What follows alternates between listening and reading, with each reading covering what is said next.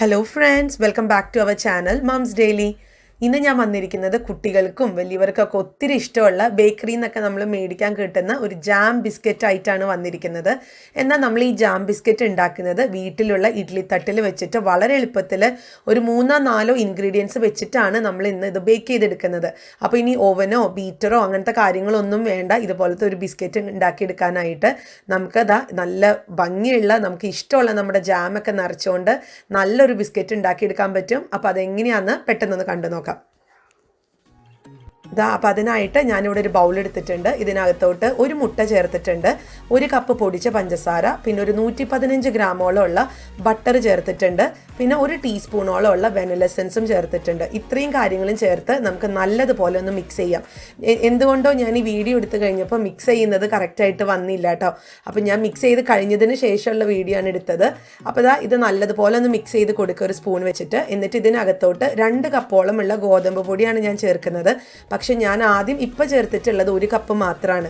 കാരണം നമുക്ക് ഒരുമിച്ച് 2 കപ്പ് ഇട്ട് കഴിഞ്ഞാൽ ചിലപ്പോൾ മാവ് പൊടി കൂടിപ്പോവും. അപ്പോൾ അതുകൊണ്ട് ആദ്യം നമുക്ക് 1 കപ്പ് ഇട്ടിട്ട് നല്ലതുപോലെ ഒന്ന് കുഴച്ചെടുക്കാം. ഇത് നമ്മൾ ലാസ്റ്റ് കുഴച്ചെടുത്ത് വന്നു കഴിഞ്ഞാൽ നമ്മുടെ ചപ്പാത്തി മാവിൻ്റെ പരുവത്തിനാണ് നമ്മളിത് കുഴച്ചെടുക്കേണ്ടത്. അപ്പം ഇത് ഉണ്ടാക്കാൻ വളരെ എളുപ്പമാണ്. ഈ പറയുന്ന കാര്യങ്ങൾ മാത്രമേ ഉള്ളൂ. ഇപ്പം ഞാൻ എടുത്തിട്ടുള്ള ഒരു 3 കാര്യങ്ങൾ. പിന്നെ വെനില എസൻസ് ഇതിനകത്ത് ഓപ്ഷണലാണ്, നിങ്ങൾക്ക് ഇഷ്ടമുണ്ടെങ്കിൽ മാത്രം ചേർത്താൽ മതി. ഇപ്പോൾ ഈ നമ്മൾ കടയിൽ നിന്ന് ബേക്കറിയിൽ നിന്നൊക്കെ മേടിക്കുന്ന ഇതുപോലത്തെ ബിസ്ക്കറ്റിനൊക്കെ എപ്പോഴും ഒരു വെനില എസൻസ് അവരെന്തെങ്കിലും ഒരു എസൻസ് ചേർക്കും. അതുകൊണ്ടാണ് ഞാൻ വെനില എസൻസ് ചേർത്തത്. അപ്പോൾ ഞാനിവിടെ 1 കപ്പോളം ഉള്ള ഗോതമ്പ് പൊടി എടുത്തു കഴിഞ്ഞപ്പോൾ കണ്ടോ, ഇതൊന്നും ഒത്തിരി വെള്ളം പോലെയാണ് ഇരിക്കുന്നത്. കാര്യം പറഞ്ഞാൽ നമ്മളിതിനകത്ത് വെള്ളം ഒന്നും ചേർത്തിട്ടില്ല. മുട്ടയുടെയും ആ പഞ്ചസാരയുടെ ഒക്കെ ഒരു ആ ഒരു നനവാണ് അതിനകത്ത് ഉള്ളത്. ഇനി നമുക്ക് ബാക്കിയുള്ള 1 കപ്പും കൂടി ഇട്ട് കൊടുക്കാം. നിങ്ങൾക്ക് 1 കപ്പിന് പകരം 1/2 കപ്പ് ഇട്ട് കൊടുത്ത് നോക്കാം. എന്നിട്ടും അത് കറക്റ്റായി വന്നില്ലെങ്കിൽ മാത്രം 1/2 കപ്പും കൂടെ ചേർത്താൽ മതി. അപ്പോൾ നിങ്ങൾ അതൊരു കണക്ക് ഞാൻ പറയുന്നില്ല. എനിക്കിവിടെ 2 കപ്പാണ് വന്നിട്ടുള്ളത്. നമുക്കിനി ഇതൊരു ചപ്പാത്തി മാവിൻ്റെ പരുവത്തിനൊന്ന് കുഴച്ചെടുത്തിട്ട് വരാം. ഇപ്പോൾ ഇവിടെ നല്ല ചപ്പാത്തി മാവിൻ്റെ പരുവത്തിന് തന്നെ ആയി വന്നിട്ടുണ്ട്. നമുക്കിതൊരു 1 മിനിറ്റോളം നല്ലതുപോലെ തന്നെ കുഴച്ചെടുക്കാം. ഞാൻ അങ്ങനെ കുഴച്ചെടുത്ത് വന്നിട്ടുണ്ട് കണ്ടോ. അതുകൊണ്ട് നല്ല സോഫ്റ്റ് ആയിട്ട് വന്നിട്ടുണ്ട്. നമ്മുടെ വിരലൊന്ന് വെച്ച് കൊടുത്തു കഴിഞ്ഞാൽ അതിങ്ങനെ വിരലങ്ങ് താഴ്ന്നു പോകുന്ന ഒരു പരുവം. അപ്പം അത്രയും സോഫ്റ്റ് ആണെന്നാണ് അതിനർത്ഥം. അപ്പോൾ ഇനി നമുക്ക് ഇത് മാറ്റി വെക്കുകയോ അല്ലെങ്കിൽ ഇത് കുറച്ച് നേരം പൊന്താൻ വേണ്ടി വെക്കുകയോ അങ്ങനെ ഒന്നും ചെയ്യേണ്ട. നമ്മൾ ഉടനെ അടി തന്നെ ബിസ്ക്കറ്റ് ഉണ്ടാക്കുകയാണ്. അപ്പോൾ അതിനായിട്ട് ആദ്യം ഞാനൊരു പ്ലേറ്റ് എടുത്തിട്ടുണ്ട്. അല്ലെങ്കിൽ നിങ്ങൾക്കൊരു ട്രേയോ അങ്ങനെ എന്തെങ്കിലും എടുക്കാം. എന്നിട്ട് അതിൻ്റെ മേലെ ഞാനിപ്പോൾ ഇവിടെ ഒരു ബട്ടർ പേപ്പർ വിരിച്ചിട്ടുണ്ട്. കാരണം ഇതിൻ്റെ മേലെയാണ് ഞാൻ ചെറിയ ചെറിയ റോൾസുകളാക്കി വെക്കാൻ പോകുന്നത്. നിങ്ങൾക്ക് വീട്ടിലിപ്പോൾ ബട്ടർ പേപ്പർ ഇല്ലയെന്നുണ്ടെങ്കിൽ നിങ്ങൾക്ക് കുറച്ച് മൈദപ്പൊടിയോ അല്ലെങ്കിൽ കുറച്ച് ഗോതമ്പ് പൊടിയോ ഒരു പ്ലേറ്റിനകത്ത് ഒരു സ്റ്റീൽ പാത്രത്തിനകത്ത് ഒന്ന് വെതറിയിട്ട് കൊടുത്തിട്ട് അതിൻ്റെ മേലെ റോൾസുകളാക്കി വെച്ചാൽ മതി. അപ്പോൾ നോക്കിക്കേ, നല്ല സോഫ്റ്റ് ആയിട്ടാണ് നമ്മുടെ മാവിരിക്കുന്നത്. ഇനി ഇതിനകത്ത് നിന്ന് ചെറിയ ചെറിയ റോൾസ് ആക്കി എടുക്കാം. നമുക്ക് കുഞ്ഞ് ഉരുളകളാക്കിയിട്ട് നമുക്ക് ഇതൊന്ന് ഈ ഒരു പ്ലേറ്റുകളിൽ ഇതൊന്ന് നിരത്തി വെക്കാം.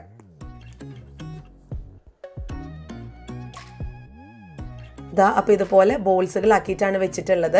അപ്പോൾ നിങ്ങൾക്ക് കയ്യിൽ ഇപ്പോൾ ഒട്ടിപ്പിടിക്കുന്നുണ്ടെന്നുണ്ടെങ്കിൽ ഇച്ചിരി ബട്ടറോ ഓയിലോ കയ്യിലൊന്ന് തൂത്ത് കൊടുത്തിട്ട്, ഇനി അതുമല്ലാന്നുണ്ടെങ്കിൽ ഇച്ചിരി വെള്ളമാണെങ്കിലും കയ്യിൽ നനച്ചിട്ട് നമുക്കിതുപോലെ റോൾസാക്കി എടുക്കാം. ഞാനിപ്പോൾ ഇവിടെ ഇത്രയും റോൾസുകളാക്കി ഇങ്ങനെ ഒരു പാത്രത്തിൽ വെച്ചിട്ടുണ്ട്. ഇനി നമുക്ക് നമ്മുടെ വിരൽ വെച്ചിട്ട് ഇതിൻ്റെ നടുക്ക് ഒരു കുഞ്ഞൊരു കുഴി കുഴിച്ചു കൊടുക്കാം. സാധാരണ നമുക്കിതുപോലത്തെ ജാം കുക്കീസിൽ നമ്മുടെ ബിസ്ക്കറ്റിൻ്റെ നടുക്കാണ് ജാം ഉണ്ടാവുക. അപ്പോൾ ആ ജാം ഒഴിക്കാൻ പാകത്തിന് വേണ്ടിയിട്ട് ഇതേപോലെ ഒരു ചെറിയ നമ്മുടെ ഒരു വിരൽ വെച്ചിട്ട് ഇതുപോലെ കുറച്ചൊന്ന് ഇളക്കി കൊടുത്തു കഴിഞ്ഞാൽ നല്ലൊരു കറക്റ്റ് ഒരു കുഴിയും കിട്ടും. അത്യാവശ്യം ഒരു വലിപ്പം ഉണ്ടാവും നമുക്കിതൊന്ന് ഒഴിക്കാൻ വേണ്ടിയിട്ട്. അല്ലെങ്കിൽ ഇത് ഒത്തിരി പുറത്തേക്ക് പോകാൻ സാധ്യതയുണ്ട്. അപ്പോൾ അതുപോലെ ഞാൻ എല്ലാ റൂൾസിലും ഇതുപോലെ കുഴി ഒന്നാക്കിയെടുത്തിട്ട് വരാം. അപ്പം ഞാനിവിടെ നമ്മുടെ നമ്മൾ ഉരുളകളാക്കി വെച്ചിരിക്കുന്ന നമ്മുടെ ബിസ്ക്കറ്റിൻ്റെ ബേസിനകത്ത് ഇതുപോലെ ചെറിയ ചെറിയ കുഴികളൊക്കെ ആക്കി വെച്ചിട്ടുണ്ട്. ഇനി നമുക്ക് ആ ഒരു കുഴിയിൽ ഫില്ല് ചെയ്യാനുള്ള നമ്മുടെ ജാം ഫില്ലിംഗ് തയ്യാറാക്കണം.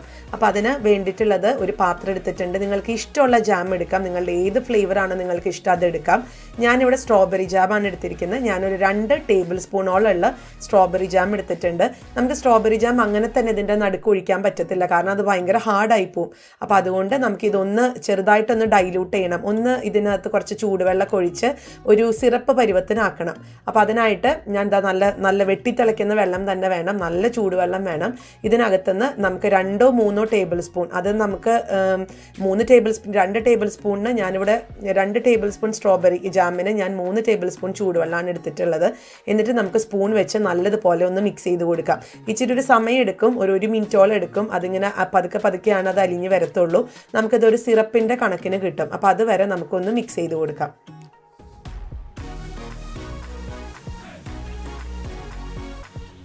നമ്മുടെ സിറപ്പ് ഇവിടെ റെഡിയായി കണ്ടോ. നമ്മുടെ ജാം ഇപ്പോൾ കുറച്ചിങ്ങ് ലൂസായി വന്ന് ഒരു സിറപ്പ് പോലെ വന്നിട്ടുണ്ട്. അത് ആ ചൂടുവെള്ളം ഒഴിച്ചത് കൊണ്ടാണ് അങ്ങനെ വന്നിട്ടുള്ളത്. ഇനി നമുക്ക് നമ്മുടെ ബിസ്ക്കറ്റിൻ്റെ നടുക്ക് ഈ കുഴിച്ചിരിക്കുന്ന ഭാഗത്ത് ടീസ്പൂണിൽ വേണം നമ്മൾ ഒഴിക്കാൻ വേണ്ടിയിട്ട്. ഒരു ടീസ്പൂണിൻ്റെ പകുതി, അതായത് 1/2 ടീസ്പൂണോളം ഉള്ള ജാമിൻ്റെ സിറപ്പ് നമുക്ക് ഓരോ ഹോളിലും ഇതുപോലെ ഫില്ല് ചെയ്ത് വെച്ച് കൊടുക്കാം. ഒത്തിരി ഓവർഫ്ലോ ആവാതെ നോക്കണം. ഒത്തിരി പുറത്ത് പോയി കഴിഞ്ഞാൽ പിന്നെ ബിസ്ക്കറ്റ് കാണാനൊന്നും ഭംഗി കാണത്തില്ല. അപ്പോൾ അതുകൊണ്ട് അതൊരു ലെവലിൽ നിൽക്കുന്ന രീതിയിൽ നമുക്ക് ഒരു 1/2 ടീസ്പൂൺ ഒന്ന് ഒഴിച്ചു കൊടുക്കാം.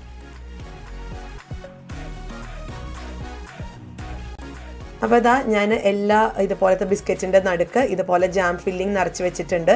ഈ ജാം ഫില്ലിംഗ് വേണം എന്നൊരു നിർബന്ധമില്ല കേട്ടോ. ഇതൊരു ജാം ബിസ്ക്കറ്റ് ആയതുകൊണ്ടാണ് ഞാൻ ജാം ഒഴിക്കാൻ പറഞ്ഞത്.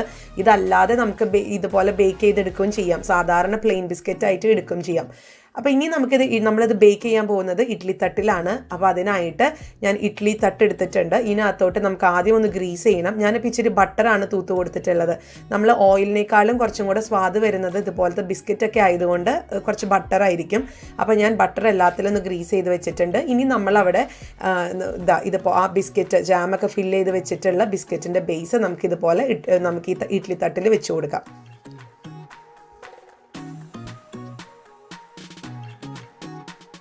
അപ്പോൾ നമ്മുടെ ബിസ്ക്കറ്റൊക്കെ ഇതുപോലെ ഇഡ്ഡലി തട്ടിനകത്തൊക്കെ വെച്ചിട്ടുണ്ട്. ഇനി നമ്മൾ ആ ഇഡ്ഡലി തട്ട് വെക്കുന്ന ചെമ്പുണ്ടല്ലോ, ആ ഒരു പാത്രം, അപ്പോൾ അതിനകത്ത് നമുക്ക് ആദ്യം ചെയ്യാനുള്ളത് ഇതുപോലെ കുറച്ച് ഉപ്പ് ഒന്ന് വെതറിട്ട് കൊടുക്കണം അതിൻ്റെ ബേസിൽ. കാരണം പെട്ടെന്നൊന്ന് അടി പിടിക്കാതിരിക്കാനും പുക ഒന്നും ആളാതിരിക്കാൻ വേണ്ടിയിട്ടാണ്. അപ്പോൾ ഇത് ഞാൻ മുന്നേ തന്നെ എൻ്റെ പല വീഡിയോകളിലൊക്കെ ഞാൻ ഇട്ടിട്ടുണ്ട്. ബേക്ക് ചെയ്യാൻ വേണ്ടിയിട്ട് ഉപയോഗിച്ചിട്ടുള്ള ഉപ്പ് തന്നെയാണ്.